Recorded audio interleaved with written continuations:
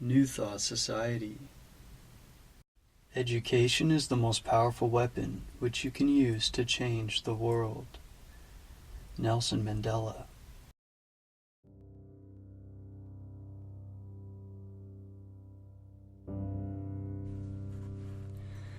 Introduction, Part 2. Our difficulties are largely due to confused ideas and ignorance of our true interests. The great task is to discover the laws of nature to which we are to adjust ourselves. Clear thinking and moral insight are, therefore, of incalculable value. All processes, even those of thought, rest on solid foundations. The keener the sensibilities, the more acute the judgment, the more delicate the taste, the more refined the moral feelings, the more subtle the intelligence, the loftier the aspiration, the purer and more intense are the gratifications which existence yields. Hence it is that the study of the best that has been thought in the world gives supreme pleasure. The powers, uses, and possibilities of the mind under the new interpretations are incomparably more wonderful than the most extravagant accomplishment or even dreams of material progress. Thought is energy. Active thought is active energy. Concentrated thought is a concentrated energy. Thought concentrated on a definite purpose becomes power. This is the power which is being used by those who do not believe in the virtue of poverty or the beauty of self-denial. They perceive that this is the talk of weaklings. The ability to receive and manifest this power depends upon the ability to recognize the infinite energy ever dwelling in man, constantly creating and recreating his body and mind, and ready at any moment to manifest through him in any needful manner. An exact proportion to the recognition of this truth will be the manifestation in the outer life of the individual. Part 2 explains the method by which this is accomplished. The operations of the mind are produced by two parallel modes of activity, the one conscious and the other subconscious. Professor Davidson says, quote, "He who thinks to illuminate the whole range of mental action by the light of his own consciousness is not unlike the one who should go about to illuminate the universe with a rushlight." End quote. The subconscious's logical processes are carried on with a certainty and regularity which would be impossible if there existed the possibility of error. Our mind is so designed that it prepares for us the most important foundations of cognition, whilst we have not the slightest apprehension of the modus operandi. The subconscious soul, like a benevolent stranger, works and makes provision for our benefit, pouring only the mature fruit into our lap. Thus, ultimate analysis of thought processes shows that the subconscious is a theater of the most important mental phenomena. It is through the subconscious that Shakespeare must have perceived without effort great truths which are hidden from the conscious mind of the student, that Phidias fashioned marble and bronze, that Raphael painted Madonna and Beethoven composed symphonies. Ease and perfection depend entirely upon the degree in which we cease to depend upon the consciousness.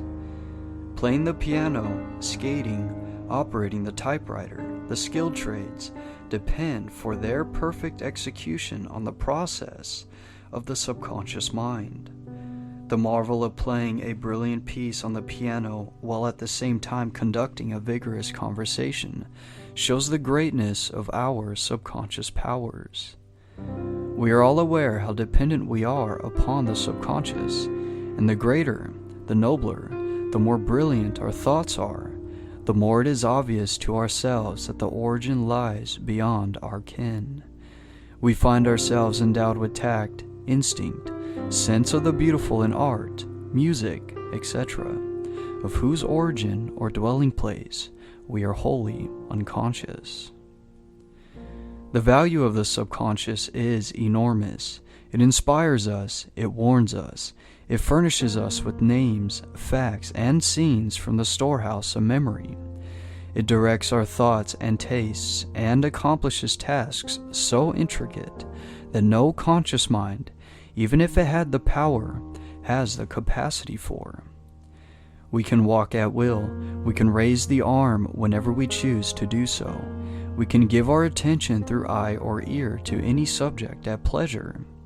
On the other hand, we cannot stop our heartbeats, nor the circulation of the blood, nor the growth of stature, nor the formation of nerve and muscle tissue, nor the building of the bones, nor many other important vital processes. If we compare these two sets of action, the one decreed by the will of the moment, and the other proceeding in majestic rhythmic course, subject to no vacillation, but constant at every moment, we stand in awe of the latter and ask to have the mystery explained. We see at once that these are the vital processes of our physical life, and we cannot avoid the inference that these all-important functions are designedly withdrawn from the domain of our outward will with its variations and transitions, and placed under the direction of a permanent and dependable power within us. Of these two powers, the outward and changeable has been termed the conscious mind, or the objective mind, dealing with outward objects. The interior power is called the subconscious mind, or the subjective mind, and besides its work on the mental plane, it controls the regular functions which make physical life possible. It is necessary to have a clear understanding of their respective functions on the mental plane, as well as certain other basic principles. Perceiving and operating through the five physical senses, the conscious mind deals with the impressions and objects of the outward life. It has the faculty of discrimination, carrying with it the responsibility of choice. It has the power of reasoning, whether inductive, deductive, analytical, or syllogistic, and this power may be developed to a high degree. It is the seat of the will, with all the energies that flow therefrom. Not only can it impress other minds, but it can direct the subconscious mind. In this way, the conscious mind becomes the responsible ruler and guardian of the subconscious mind. It is this high function which can completely reverse conditions in your life. It is often true that conditions of fear, worry, poverty, disease, inharmony, and evils of all kinds dominate us by reason of false suggestions accepted by the unguarded subconscious mind. All this the trained conscious mind can entirely prevent by its vigilant, protective action. It may properly be called the watchman at the gate of the great subconscious domain. One writer has expressed the chief distinction between the two phases of mind thus, quote, "Conscious mind is reasoning will. Subconscious mind is instinctive desire, the result of past reasoning will." End quote. The subconscious mind draws just and accurate inferences from premises furnished from outside sources. Where the premise is true, the subconscious mind reaches a faultless conclusion. But where the premise or suggestion is an error, the whole structure falls. The subconscious mind does not engage in the process of proving. It relies upon the conscious mind, the watchman at the gate, to guard it from mistaken impressions. Receiving any suggestions as true, the subconscious mind at once proceeds to act thereon in the whole domain of its tremendous field of work. The conscious mind can suggest either truth or error. If the latter, it is at the cost of wide-reaching peril to the whole being. The conscious mind ought to be on duty during every waking hour. When the watchman is off guard, or when its calm judgment is suspended under a variety of circumstances, then the subconscious mind is unguarded and left open to suggestion from all sources. During the wild excitement of panic, or during the height of anger, or the impulses of the irresponsible mob, or at any other time of unrestrained passion, the conditions are most dangerous. The subconscious mind is then open to the suggestion of fear, hatred, selfishness, greed, self-depreciation, and other negative forces derived from surrounding persons or circumstances. The result is usually unwholesome in the extreme, with effects that may endure to distress it for a long time. Hence, the great importance of guarding the subconscious mind from false impressions. The subconscious mind perceives by intuition. Hence, its processes are rapid. It does not wait for the slow methods of conscious reasoning. In fact, it cannot employ them.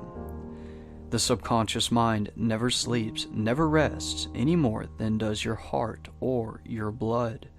It has been found that by plainly stating to the subconscious mind certain specific things to be accomplished, forces are set in motion that lead to the result desired.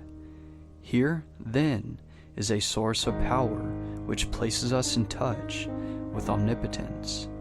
Herein is a deep principle which is well worth our most earnest study. The operation of this law is interesting. Those who put it into operation find that when they go out to meet the person with whom they anticipate a difficult interview, something has been there before them and dissolved the supposed differences. Everything is changed. All is harmonious. They find that when some difficult business problem presents itself, they can afford to make delay, and something suggests the proper solution. Everything is properly arranged. In fact, those who have learned to trust the subconscious find that they have infinite resources at their command. The subconscious mind is the seat of our principles and our aspirations. It is the fount of our artistic and altruistic ideals.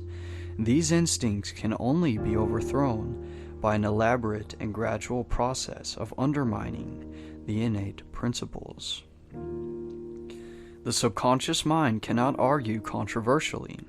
Hence, if it has accepted wrong suggestion, the sure method of overcoming them is by the use of a strong counter-suggestion, frequently repeated, which the mind must accept, thus eventually forming new and healthy habits of thought and life, for the subconscious mind is the seat of habit.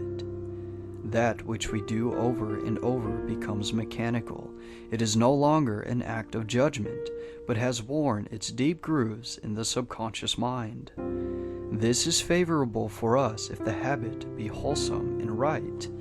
If it be harmful and wrong, the remedy is to recognize the omnipotence of the subconscious mind and suggest present, actual freedom.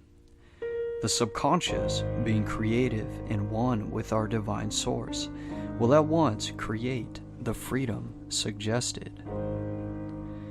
To sum up, the normal functions of the subconscious on the physical side have to do with the regular and vital processes, with the preservation of life and the restoration of health, with the care of offspring, which includes an instinctive desire to preserve all life and improve conditions generally.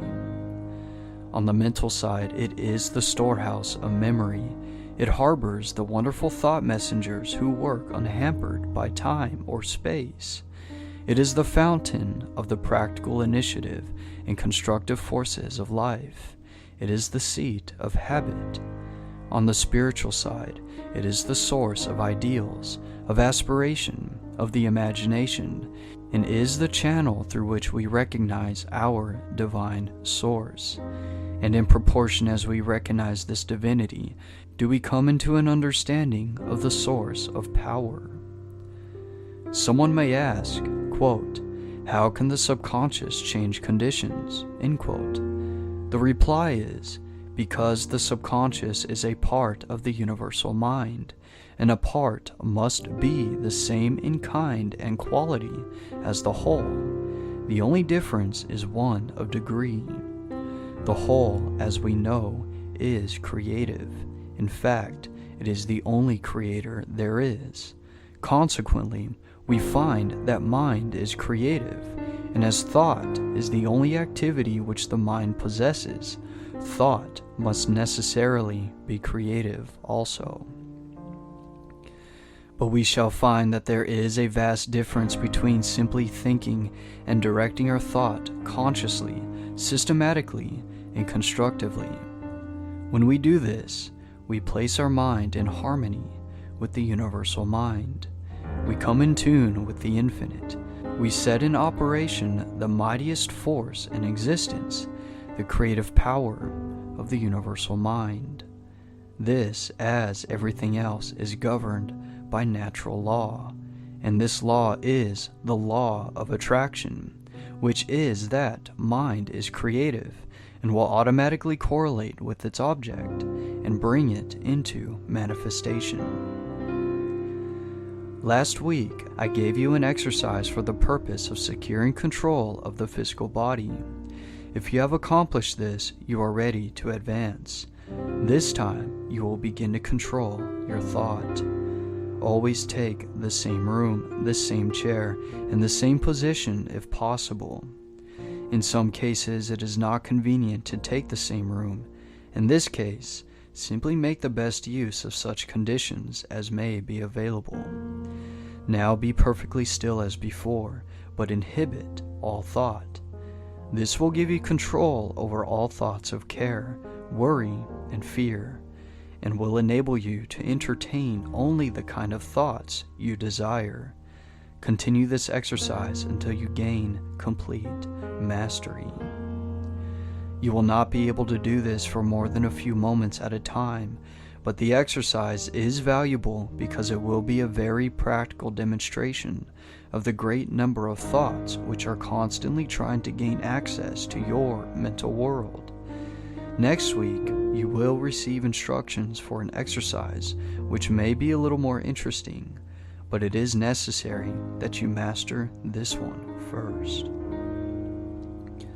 Quote, "Cause and effect is as absolute and undeviating in the hidden realm of thought as in the world of visible and material things. Mind is the master weaver, both of the interior garment of character and the outer garment of circumstance." End quote. James Allen.